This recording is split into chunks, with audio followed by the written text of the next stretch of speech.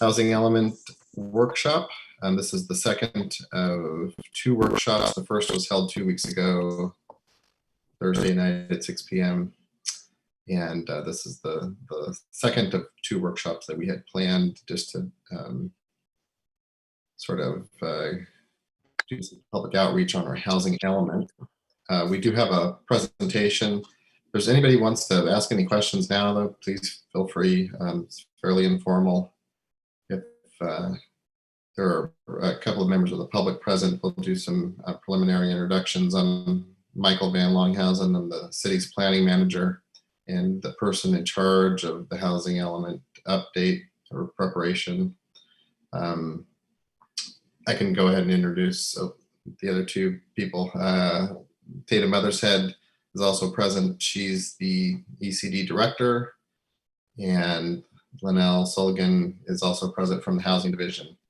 I don't know your exact title now, Linnell. Used to be housing coordinator, something like that. But anyway, Linnell's in the housing division.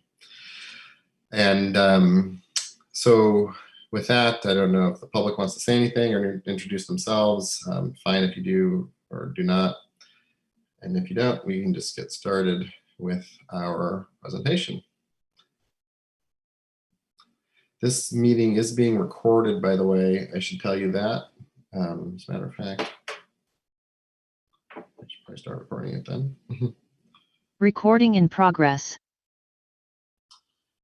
And admitting some more people here. Hold on one second.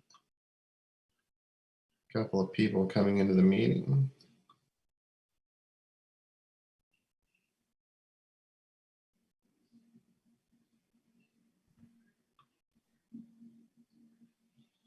Had a couple of people join the meeting. If you're looking for the City of Daly City Housing Element Workshop, you are at the right place.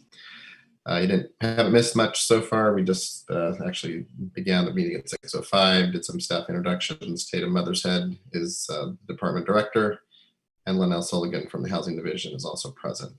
The city staff has a presentation to give, and then if there's any questions, this is a fairly informal meeting, and you can stop us at any time and ask them, or wait until later. Just trying to make sure we've admitted everybody who wants to come in. Okay.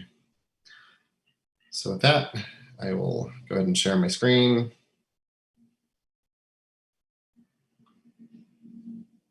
And begin our presentation.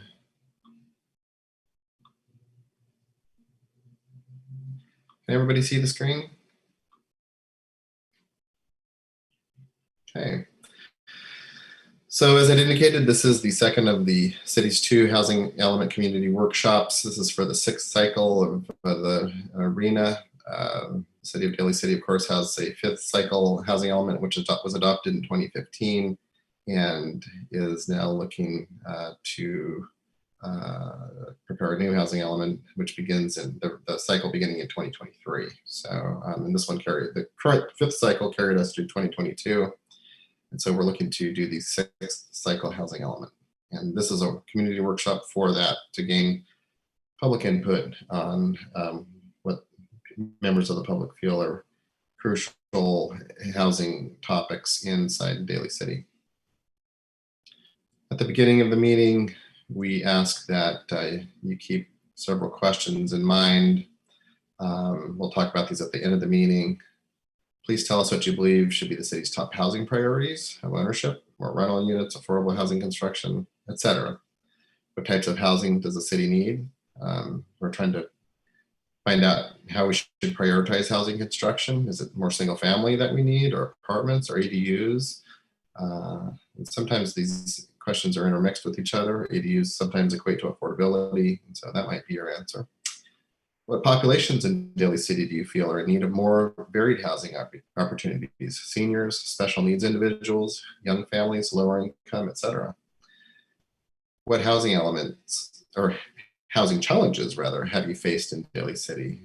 You've been the subject of any sort of discrimination, and did you know where to go to seek help? So these are the types of things we have questions for you as members of the public. If there's anything, questions you'd like to answer that we didn't ask, that's of course fine.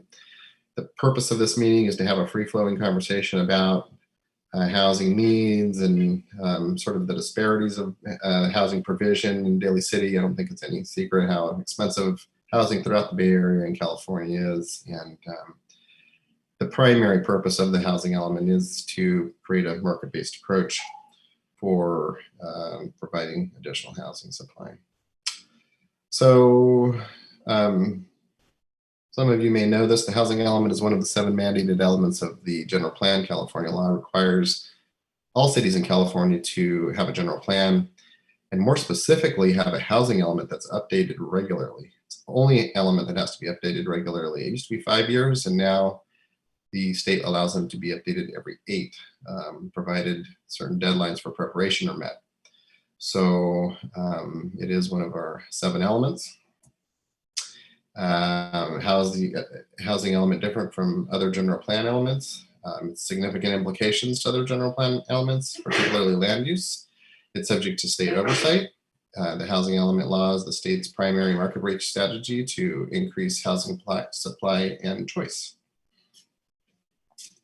And it must be updated again every 8 years.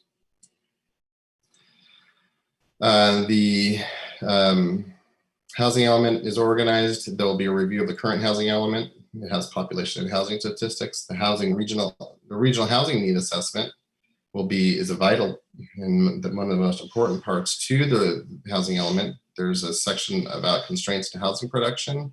Vacant and underutilized land inventory is also an important factor that's included, as well as the housing element provides goals, objectives, and policies that are critical, that would be critical between the 2023 and 2031 timeframe. We thought we'd provide a few slides that show the new laws affecting housing elements and the updates. There's quite a bit of new legislation that was passed in the current RENA cycle. These are just highlighted ones. AB 1397, which is identification of realistic sites. This is kind of a big one. Sites smaller than ½ acre or larger than 10 acres are presumed inappropriate for low income housing unless there is a track record of similar development. So the city needs to provide additional analysis needed for underutilized sites. And so several of our sites do fit within this category, and we'll need to make sure that we do such an analysis. SB 166, no net loss of zoning. Project is approved on a housing element site where fewer units are a different income category, and the city does not have a surplus of sites within the city. Surplus of sites, the city must identify and make another site available within 180 days. So that's one of the things we need to take a look at. SB 35, application streamlining, was a new law that came onto the books about 4 years ago. And it applies if a number of building permits issued is less than the share of arena by income category for the reporting period. Essentially, they're streamlining available to developers under SB 35. And that's an important new law. SB 330, lastly, last bullet, removes roadblocks to development by prohibiting downzoning and reduces processing time. Also removes the city's ability to apply subjective design standards. We can come up with objective ones, but subjective ones, which are essentially the opinions of the city staff and the Planning Commission and City Council, are no longer allowed. One of the biggest changes that the city is addressing is the adoption of AB 636, which is affirmatively furthering fair housing. And what AB 686 says is housing elements must assess fair housing issues in the community, analyze areas of opportunity and access to resources, identify housing sites that foster an inclusive community and provide equitable access to resources, identify strategies to address barriers to fair housing, combat discrimination and displacement. And lastly, we need to include a program, which is basically a set of tasks and policies to implement these strategies. So that's AB 686 is a pretty big deal, and it's something that we are working on. So the regional housing need allocation, what is it? The some of you may know all of this, but for those who don't, the RENA is what we call it, is a process that identifies the total number of housing units separated into affordability levels that every local government in the Bay Area must plan to accommodate for the period between 2023 and 2031. This is actually a statewide mandate. Since we are in the Bay Area, we operate under the Association of Bay Area Governments, and that's why we kind of speak in the terms of ABAG. But it is a statewide effort. The primary goal of the RENA methodology is to encourage a pattern of housing growth for the Bay Area that meets the needs of all residents. So the income categories that are identified are extremely low income, less than 30% of the area median income, very low income, less than 50% of the area median income, low income between 50 and 80% of the median income, and then moderate income, which is between 80 and 120% of the median income. So the RENA is disaggregated, if you will, into these 4 income categories. And so not only must the city provide zoned land and development opportunities for its RENA, and we'll talk about what that means, but it must do it by income category. So there's very specific targets, if you will, for each of these income categories. Above moderate income is over 120% of median income. So what do those numbers translate to? This is what this slide provides an answer to that question. This is in 2022 for a 4-person household. Extremely low income, a 4-person household, their maximum income would be $55,900. And then on the far right shows their affordable housing cost by each of the 4 income categories, the 5th if we include above moderate. And we can revisit any of these slides at any time. So for the current RENA, as it indicated, the housing element needs to show progress. We're actually doing pretty well. Our total RENA is 1350. We were supposed to provide zone land for 1,350 units. And it looks like we're doing pretty good. We're basically at 1330. By income category, we're not meeting each one of those goals. We're kind of off in the very low income category. It looks like 194 units, but by this chart, we need 213 units, which is we'll get very close to that if we don't actually fulfill it in a total number, if not by income category.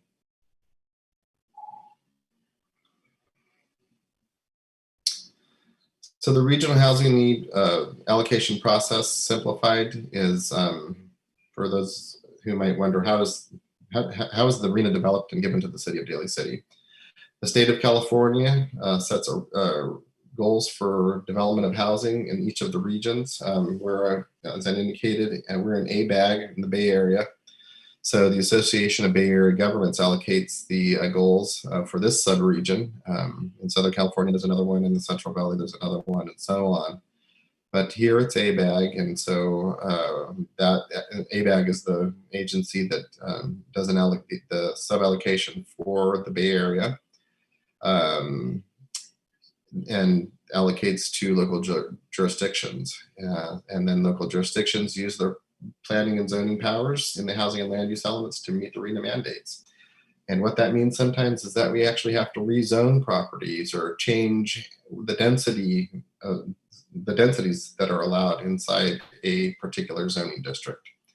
And we did that the last time. We did both. We changed allowable densities and rezoned properties that were not indicated for or allowed or did not allow residential to allowed residential. And so we did both of those in the last cycle. We probably will do the same thing in this one. What's different from last time?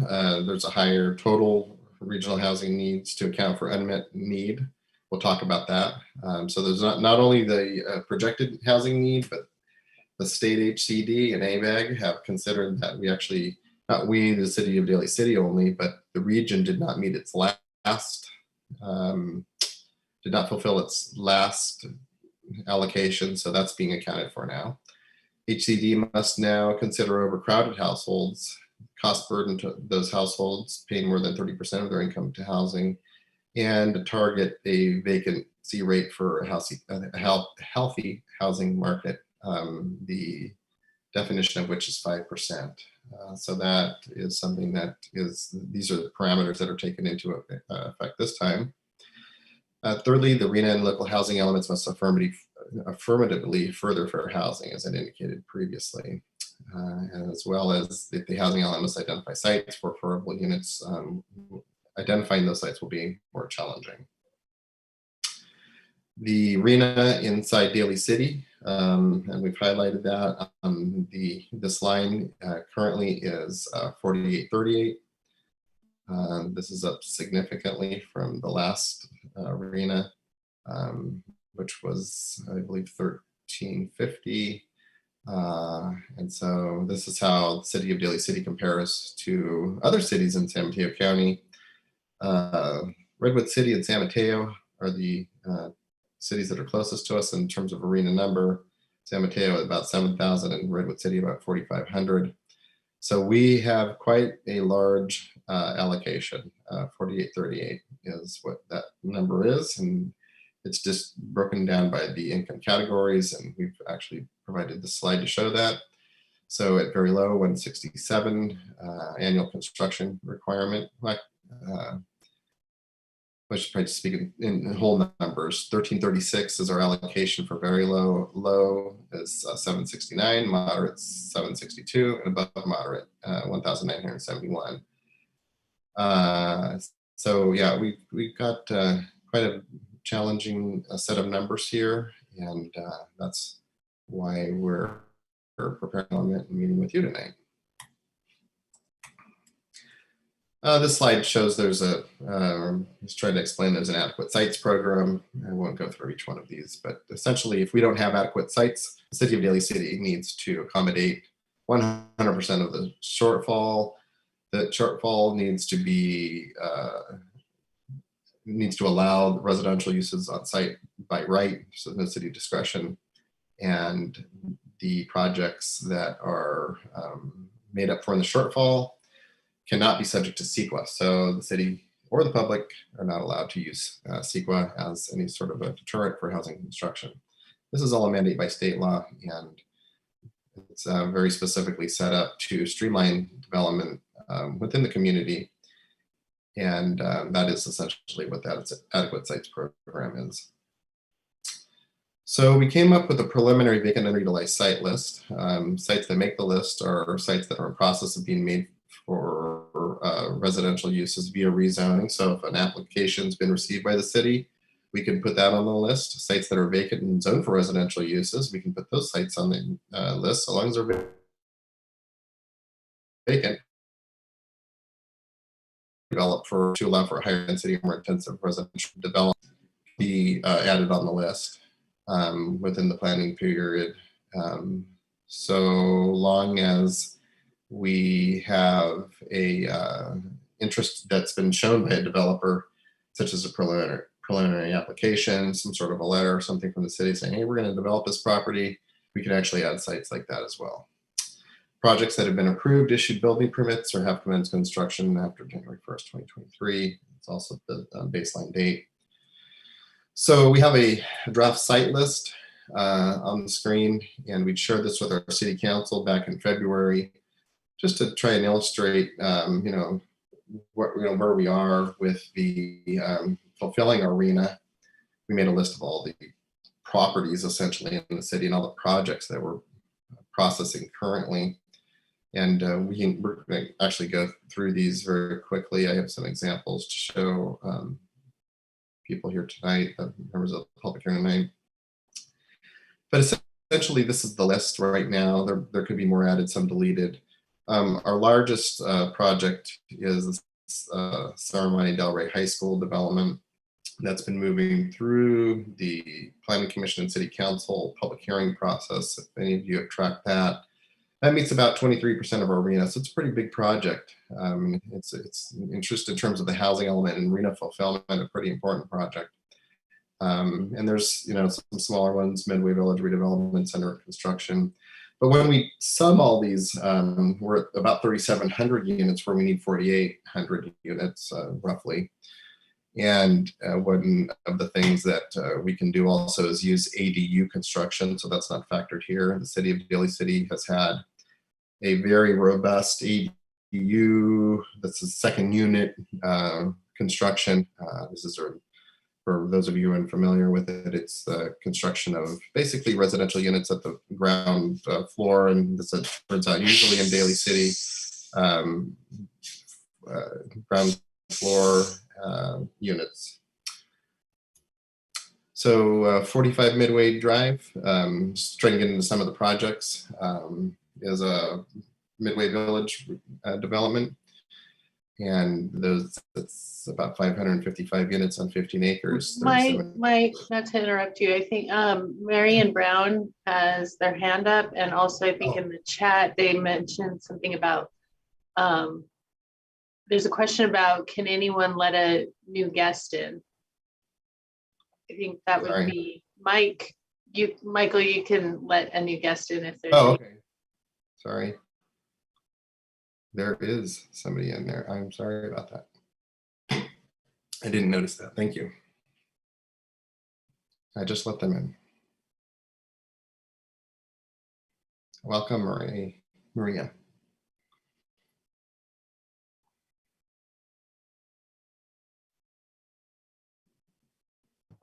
Thank you.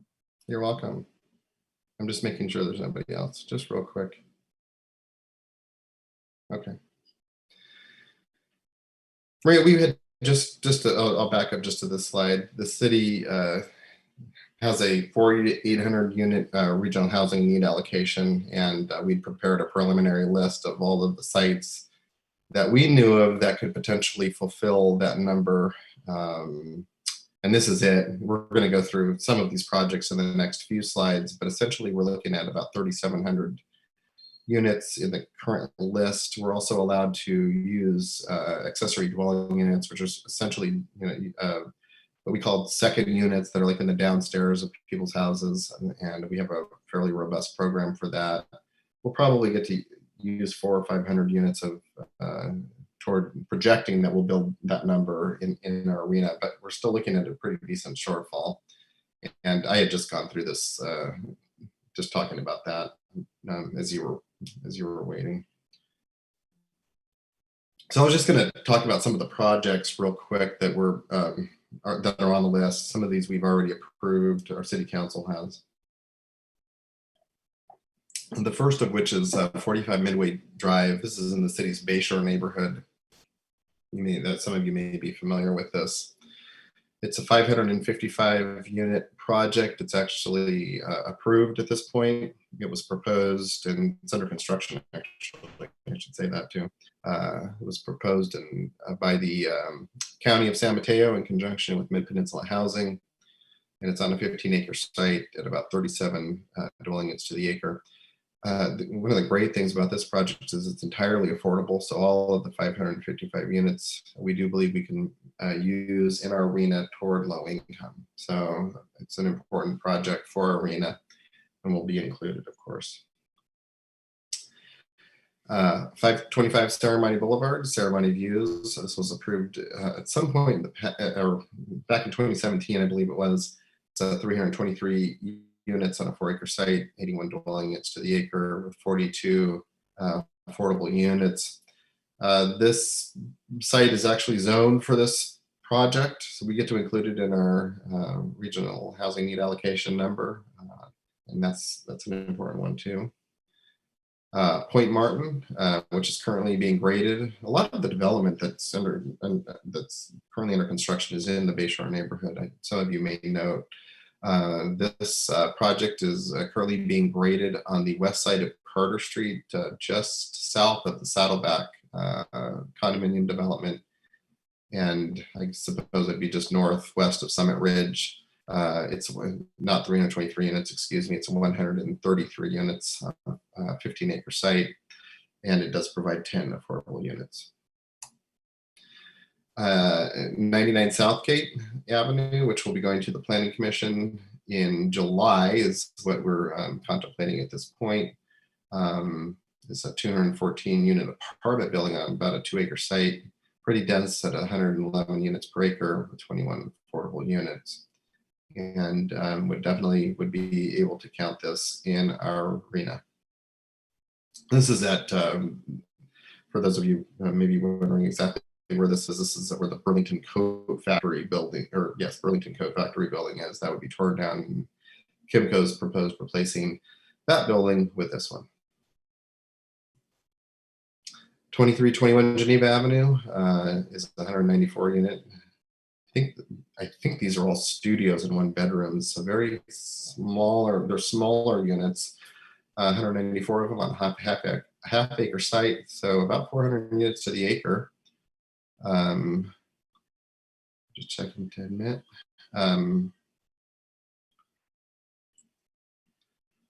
About 19 units that would be affordable here. And this is on Geneva Avenue in between Pasadena and Castillo Streets, again, in the Bayshore neighborhood. This is a site that there was, I think it was 7 parcels, and one of the parcels had kind of been held out as not owned with the other ones, but now they're all under common ownership. So this is a project that is moving through the development process right now, so it's not approved, but we do get to count it towards our arena. Probably in the fall, I would imagine this would go through public hearings.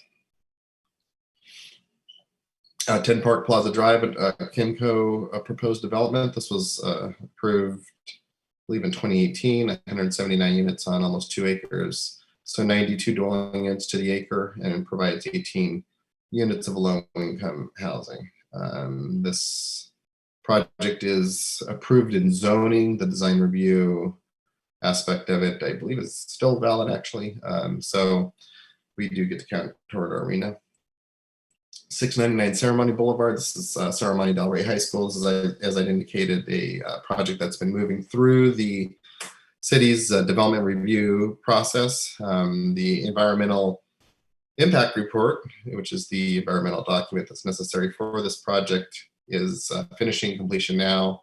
So while a preliminary approval has been granted by the city council, a final approval hasn't. So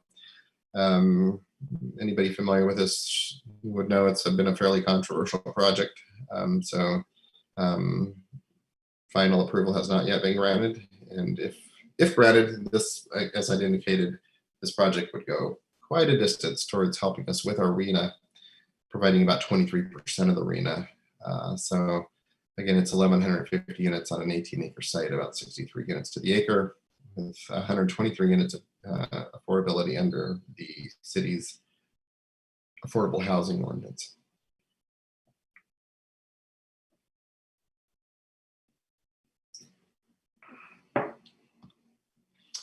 This is 493 Eastmore. This project is moving forward to construction. I believe we'll see construction drawings submitted to the building division fairly soon. 72 units, and this is a project that's located in the northwest corner of Eastmore Avenue in Sullivan. Many of us pass by it every day. It's an old gas station site. The gas station's been torn down. And Core Affordable obtained approval to build, again, 72 units on a 0.37 acre site, fairly dense, 195 units to the acre, with all of those units being affordable. So a good site for our arena as well.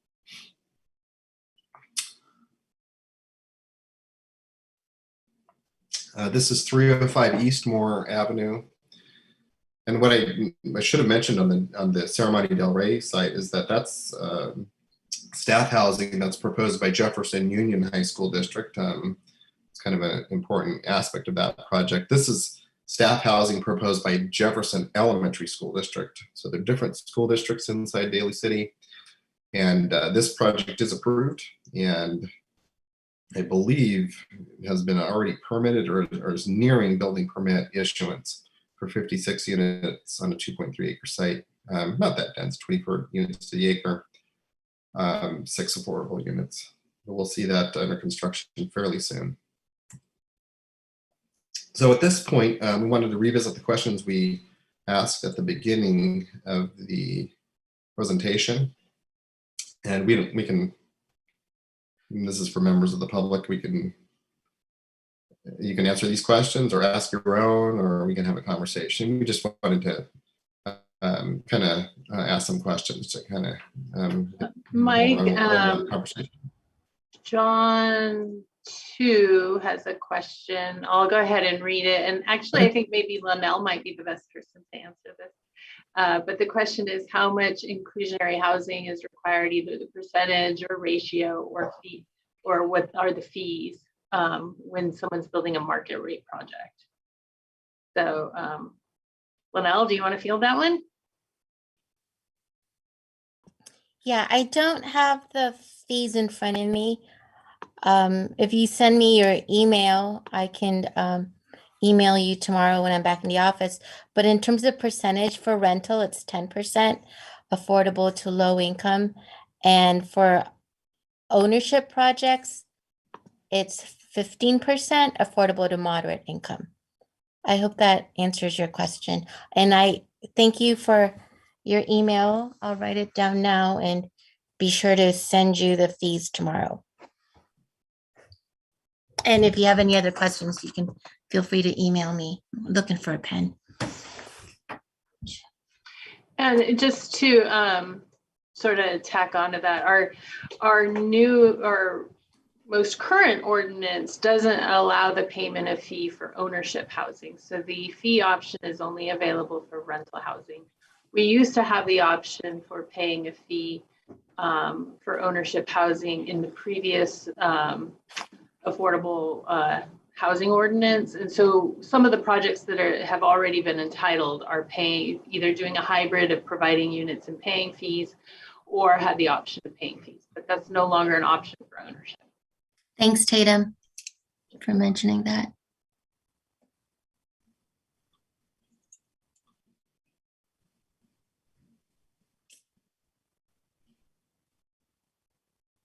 There's another question. Another question I can read from Marion Brown. Which one of these projects in the Bay Shore besides Midway will be ready by next year? We already know phase 1 Midway will be ready by October 23. The Geneva Avenue project will not. I can tell you that. They're not even complete. The answer on that one is no. When you say ready, I assume you mean constructed and available for purchase. I don't know. I mean, that's not what you meant. Okay, it is what you meant. So, well, by next year, I'm going to assume that means 2023. And of course, this is crystal ball for me, but just given, watching construction projects, I would imagine that some of the units in the phase 1 of the KB Homes project will be available for purchase inside 2023. That grading operation that we see there will continue through the summer. They'll probably begin pouring foundations, I would imagine, at the end of fall, and then the houses take 6 to 8 months to build. So we should see some of those houses available for purchase inside 2023, but just the initial stages of it. I don't know if any of you have who have been live in the Bay Shore, visit the area, have tracked the Toll Brothers development, but that's kind of a good indication of how long things take. I mean, that project's been around for quite some time and still not complete. And that's only 71 houses. So this 133 houses of KB Homes will take a decent amount of build out time. So are those the KB Homes? They're only for purchase, for sale homes? Yes, those were all of those are for sale. There are no apartments or anything like that. Yeah, I think one of the other callers, Maria, is on, has questions about the Midway project and the affordability, and also some safety issues and concerns that we wanted to see if, or who do we reach out to handle our concerns. I think Yeah, if there are issues related to, I assume you mean the new units they're building, right? right. Yeah, April Moe at Mid Peninsula Housing would probably be the person to talk to. Yeah, we've had a Zoom call with her through the Bayshore School District board meetings, and she referred us to the planning division. Oh, no, yeah, some of that, yeah, I don't know how much of that's within the city of Daly City's purview, though. In fact, my answer would be almost none of it. Safety issues with regard to the units themselves would be strictly mid-pen if you're talking about the new units in the county of San Mateo, if you're talking about the existing units. Oh, no, about the construction, and the tenants are already going through being on the property while these the remodeling and demolition is going on, and noise, and yeah, just a lot of confusion, and our questions are not getting answered through April. We just Okay. get a notice saying, now you've been, not like now you've been warned, but it's more like disclaimers when we have valid concerns. Okay. Yeah, that's kind of a tough one. The city's role in this project was giving it planning approvals, and is now providing building inspection services, as well as construction.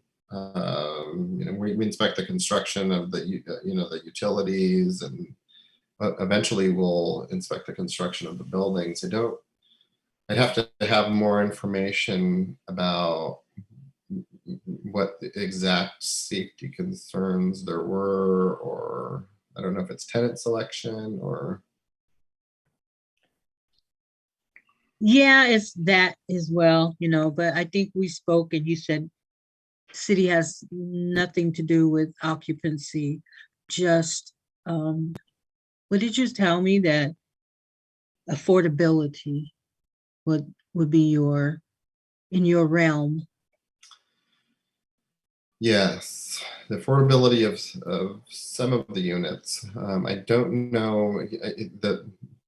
The thing with Midway Village is it's a joint venture, if you will. At least it's my understanding, between the county Department of Housing and Mid Peninsula Housing.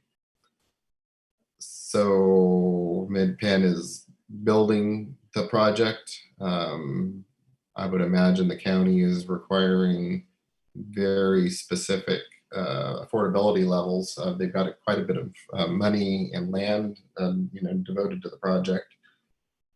But the city of Daly City itself isn't really involved in, for example, the selection of which residents move into which units, or that, at least to my knowledge. I don't know if you know anything different, Linnell.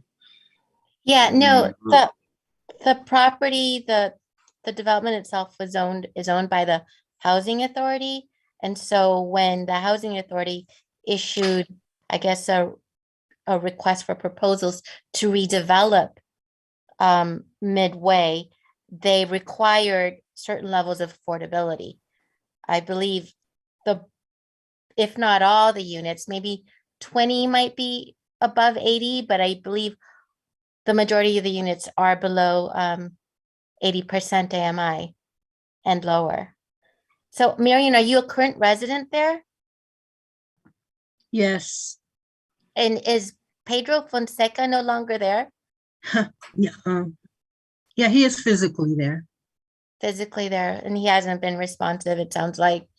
to your Um, concern? I'm scheduling a meeting with him for next week. And yeah, I just want to know, I've already asked him a couple of questions about pre-entitlements and preferences. So I hope we can get some more answers.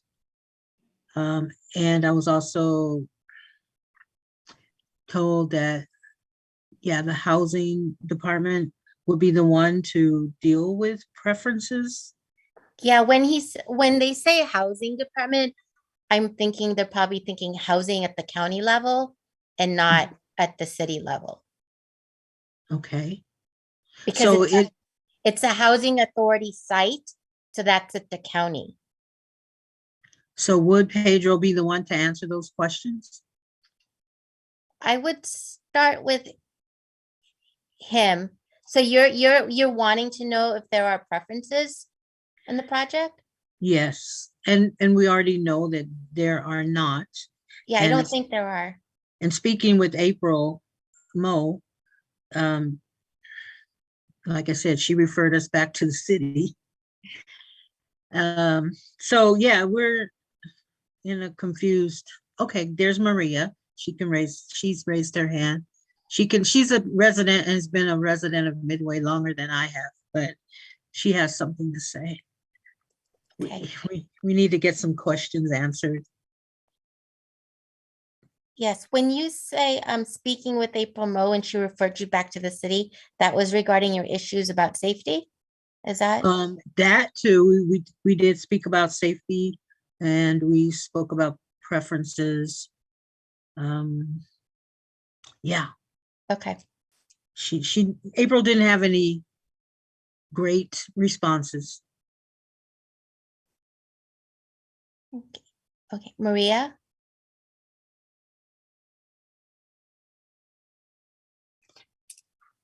Maria, you're on mute, so I don't know if you've been trying to Okay, speak. There you go. There you go.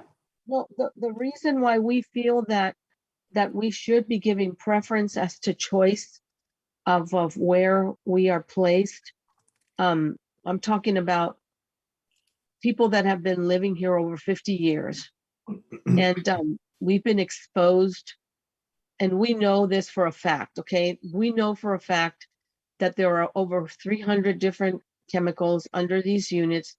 The soil is full of contaminants, and that the area where they're putting this building right now is the park, where the park was. That, according to documents, has the highest level of contamination, okay?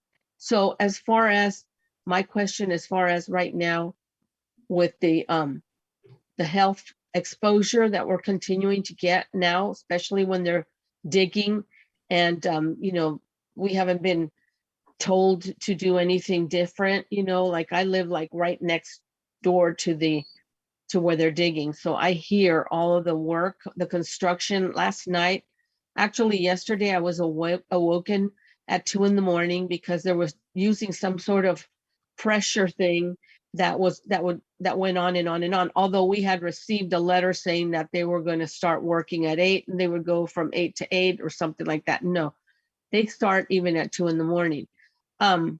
But as far as preference, I think that as old timers, the people that have been here since Midway opened, and we've been exposed for so many years, that we feel that we should get some sort of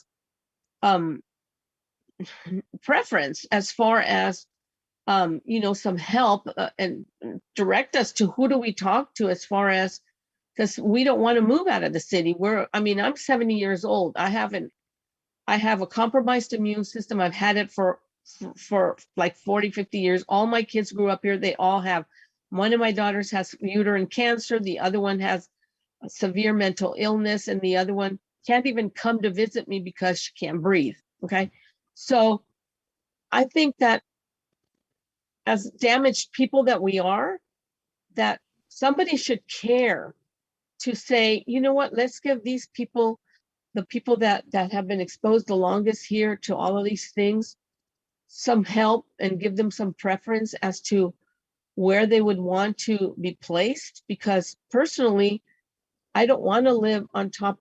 I already know, because I have the documents of the level of contamination that's right there where you're building that building. And although that lady, that Chinese lady, last time, she tried to explain that we're being protected because they have some sort of pipe, they have some sort of suction.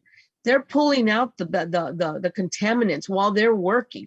You know what? I'm not a scientist, but that's an impossibility to do, especially with the amount of work that's being done. So that's all we're asking for, is just somebody to help us, because I know at 70, I'm almost, I should be looking for my casket at this point, but maybe I have a couple of years more. I don't want to live on top of there. And like Pedro said, well, you know what, just move and take your Section 8 somewhere else. It's not that easy to find Section 8 places. It's not that easy. So we are very much aware of what's going on, and nobody cares, because it's all about money. And it's not about, nobody cares about our health. Nobody cares about what we're saying, how we're being exposed right now. And that's all we want. We want to know if we can get preference, like maybe these houses that you're talking about that are going to be built, and that maybe we could get preference to even maybe purchase one, the ones, the KB homes or whatever you're talking about. Or maybe get the the townhomes that are going to be built in 2027, or that are going to be way up on the hill. That would be acceptable more than right here on top of the highest level of contamination, where people used to have to move. Pedro would have to move these people, because babies that were born there would have to be on oxygen 24/7, and until they moved, they would breathe again. So that's all we want. And thank you for listening. Yeah, I just wanted to add that maybe we can call a meeting, town hall meeting, between the Department of Housing or whoever, and Mid-Penn, because they're not updating us enough on these phases. They're not updating us enough on how to protect ourselves. And yeah, I had to call a meeting, through the school board. That's how this all came about, is that they were sending updates to the school board, but not to the residents. The residents have been left to their own devices. So somebody help the residents. Yeah, exactly.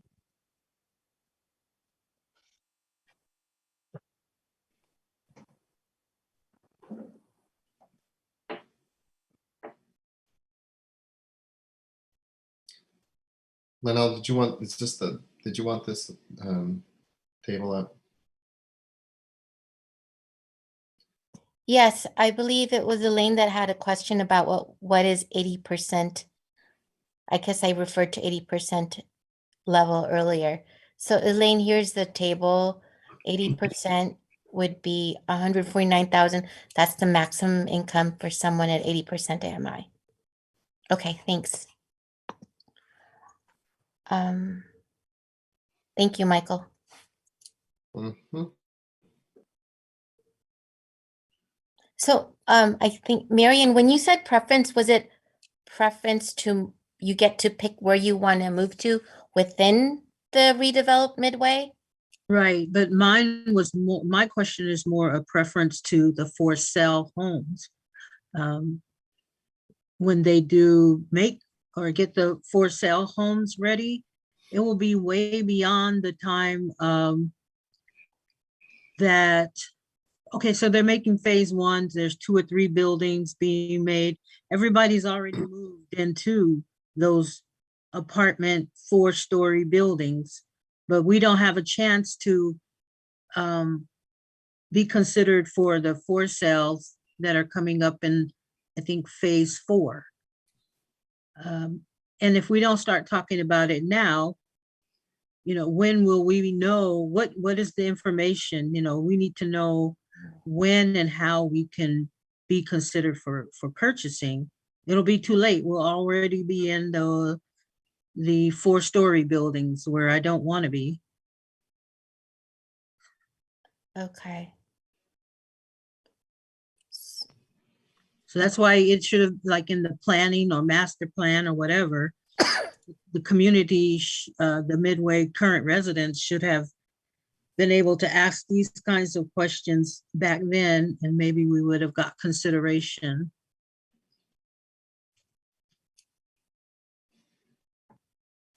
Okay. Well, I don't know, should we, I don't know really what we can do here. I mean, we can talk to April Mo about your concerns, I suppose. And I would probably include the county as well.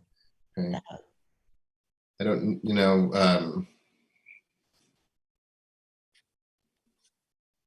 it sounds like something that is reasonable.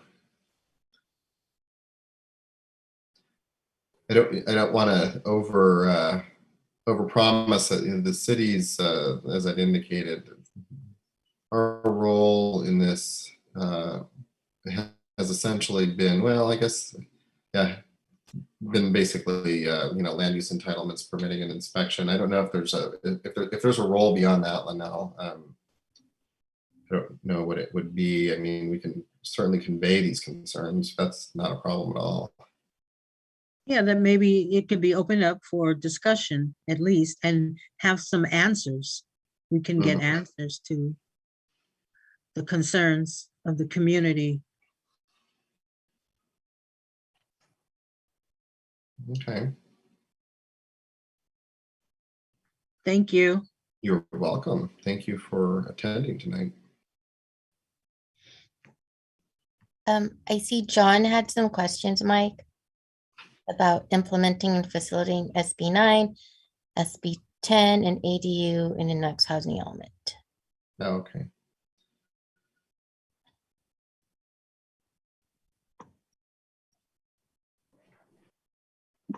I just had a couple comments about basically, you know, what is the city's strategy overall to meet the reallocation, and then as well as other housing element goals and policies about encouraging open space and or making it easier for people to take advantage of SB 910 or ADUs. I mean, is the city considering incentivizing fee reductions for ADUs from the building department, or going after grants or state loans to facilitate that, or doing consideration of kind of city loan programs to maybe make it easier for homeowners to take advantage of putting ADUs? It's more of those other additional elements, if the cities are drafting any of those or considering those. Sure. As a matter of fact, we're actually developing the policies that would go in the housing element right now. And if this is something that, this is the whole purpose for this workshop, is if having sort of incentives for production under 910 and, you know, the ADU law is something that's important to you, it's, you know, we need to know that, of course, and it's important to us already. We already have a very robust ADU program. There could be, though, other things that we can do. One of the meetings that the city staff had with one of the organizations related to people who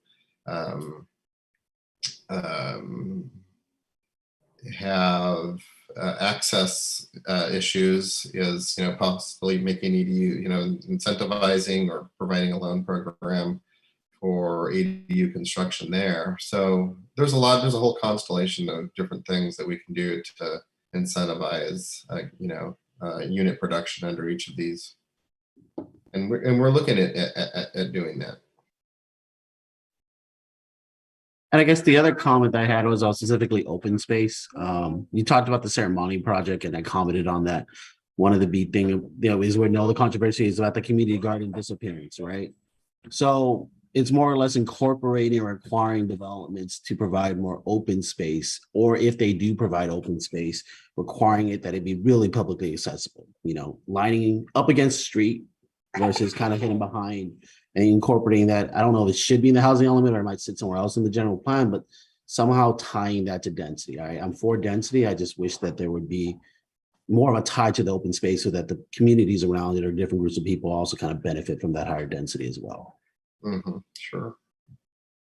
Understood. Yeah, no, it sounds like land use element type stuff, but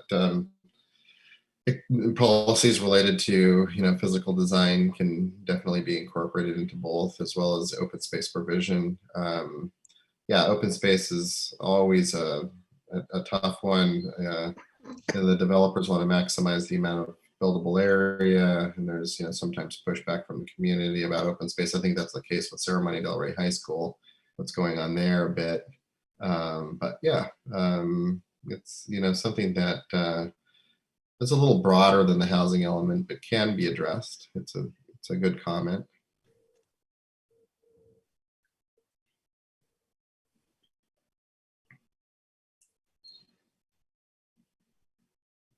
Yeah. Yeah, John, if you have any specific ideas for us as in terms of, policy development, or please do feel free to, it's my last slide I actually didn't get to, but, write us there's ability to communicate with us. If you want to put your thoughts together, even if it's just I guess I can. Well, I mean, you guys don't hear this very much, but I didn't know that you guys were pretty close to hitting your arena allocation for the last cycle. So that's actually a kudos to y'all. But yeah, I'm just kind of curious how you guys are going to hit the last 1,000. Of course, it's always aspirational to hit it. Yeah. Find balance. I'm surprised there's not more people who might say otherwise to not hit the arena allocation. But in general, I'm for density. I just would like certain other things to come along with it, whether it's increase of more inclusionary housing instead of an in lieu fee, and providing some community amenities with higher density. I don't know what the current market is in Daly City for first in terms of developers, but just something that's probably what I'm looking for more or less. Sure. Yeah. Understood that. Yeah. Yeah, we're going to be beginning work on development of a new zoning district for Mission Street and Geneva Avenue that will begin to address some of the issues related to additional density on the urban corridors in Daly City. So you might pay attention to that too. Probably use the same mail list that we use for the housing element for that. So, John, I don't know how you found out about tonight's workshop, but it would be great if somehow I could get your email address. Email's good, and even mailing address, although we're trying to do digital as much as possible for notification. Mike, I have it. Put it in. Okay. Sorry, I was Thank you. just saying he put it in the chat. Oh, he did put it in the chat. Okay, great.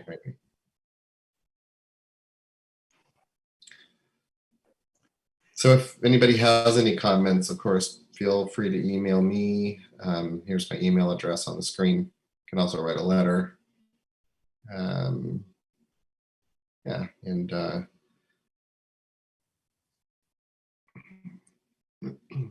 feel free to even call if you'd like. But we do prefer written comment.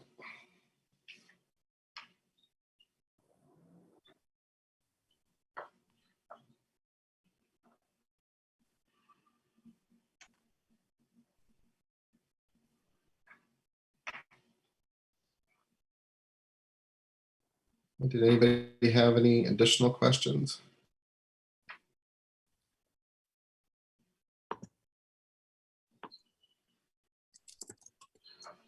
Okay, I think with that we will conclude.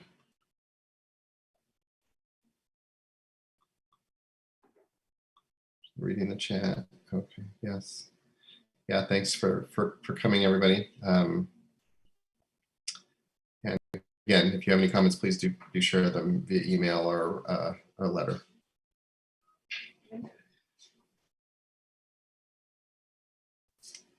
We'll go ahead and end the meeting then. Okay, thank you, Marion. Thank you, Right, Maria, thank for you coming. all. Mike and Tatum, could you stay really quick? Yes.